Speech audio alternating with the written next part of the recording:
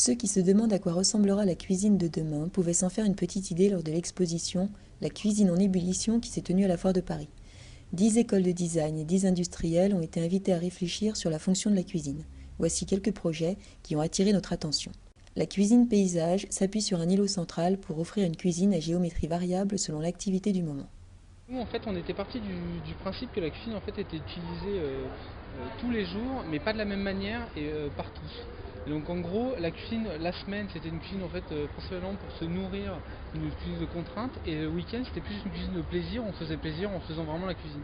De ce constat-là, on est parti sur une cuisine avec un îlot central et deux panneaux horizontaux, et en fait, plus on fait coulisser les panneaux et plus on aura d'accès à des fonctions de la cuisine. Donc, par exemple, le panneau qui est ici, qui au départ est là et qui au final quand il coulisse laisse apparaître des éléments de la cuisine. Donc d'une cuisine en fait où on va juste se nourrir quand elle est toute fermée et qu'on ouvre juste un peu pour avoir par exemple un point d'eau et une plaque de cuisson, une fois qu'elle est toute déployée, on peut être à 3 ou à 4 en train de cuisiner et c'est assez convivial.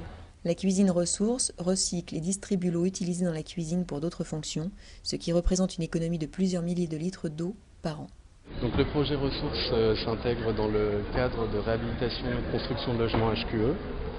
C'est un projet qu'on a voulu prendre sur un besoin essentiel, donc l'eau, qui tend à devenir une denrée rare et qu'on a voulu orienter sous l'angle de la responsabilité en réutilisant les 24 litres qui sont consommés à l'évier par jour. Donc l'eau qui est recyclée en système souterrain remonte vers la cuisine pour venir alimenter un jardin hydroponique. Donc c'est un jardin hydroponique qui se trouve sur un système de lift. Quand la cuisine est fermée, c'est une cuisine paysage.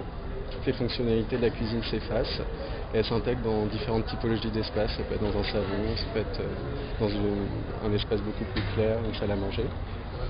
Et donc l'idée c'est que quand la cuisine remonte, l'eau qui est utilisée dans le jardin hydroponique se déverse dans une réserve et cette réserve redistribue l'eau vers le lave-vaisselle et les toilettes. Donc elle fait un cycle complet.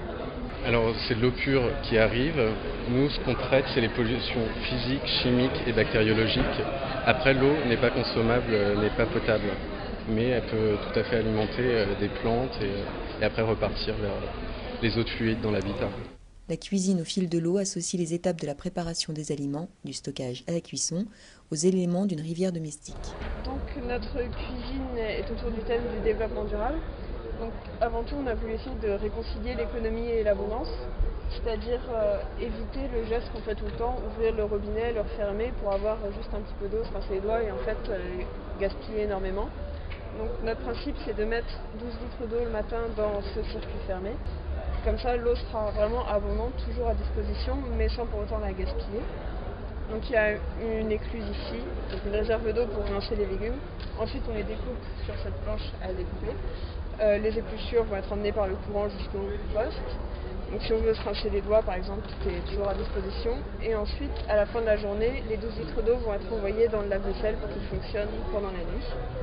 Pour la partie cuisson, on a choisi de mettre les plaques dans le fond, ce qui permet une sécurité pour les enfants qui n'ont pas accès aux plaques et aussi de rapprocher la hotte, du coup d'économiser de l'énergie par rapport à l'aspiration. Et là, un four norvégien qui continue en fait la cuisson, qui termine, on commence la cuisson ici, on le met là-dessous et en fait c'est complètement isolé et du coup ça continue à cuire par l'isolation. Ces 19 projets innovants et très actuels, au nom prometteur, nous donnent un avant-goût de ce qui nous attend plus tard. Plus de confort, de bien-être, d'économie d'eau et d'énergie.